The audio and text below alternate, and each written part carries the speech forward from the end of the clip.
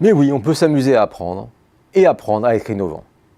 Je l'ai testé plusieurs fois, récemment avec un groupe de travail réunissant une trentaine de responsables des relations entreprises de grandes écoles et d'universités pour réfléchir à de nouvelles méthodes pour réunir des fonds.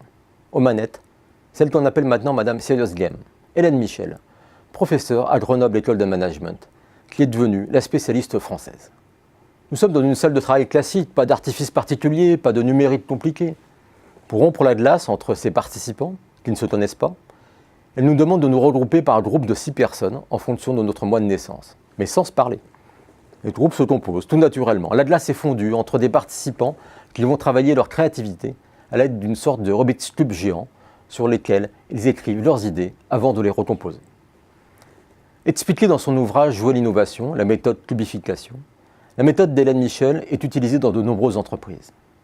Somfy a par exemple fait travailler ses cadres sur la création de nouveaux produits, au-delà du volet roulant qui a fait sa réputation.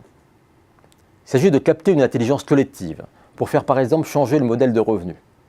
Dans le cas de Somfy, la séance a débouché sur le rachat d'une start-up qui reconnecte les parties de la maison.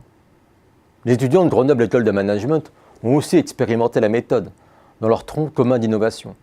20 groupes de 40 étudiants ont travaillé en 2018 sur les notions de santé et de bien-être. 800 étudiants qui ont utilisé ces gros Rubik's Cube pour choisir des idées et des projets associés à des modèles de revenus. Depuis, Hélène Michel a de nouveau innové en créant la boîte 20 Days The Innovation Quest. 21 jours qui sont autant de petites fioles assez mystérieuses, comme autant de bouteilles à la mer, avec lesquelles on apprend à faire de l'innovation une routine.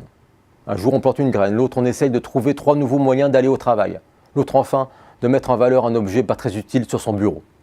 Au bout de 21 jours, les boîtes sont récupérées pour que d'autres y jouent en demandant à chacun d'y laisser une trace, pour créer une communauté. Une version en ligne sera également bientôt diffusée, avant peut-être une version pour le grand public.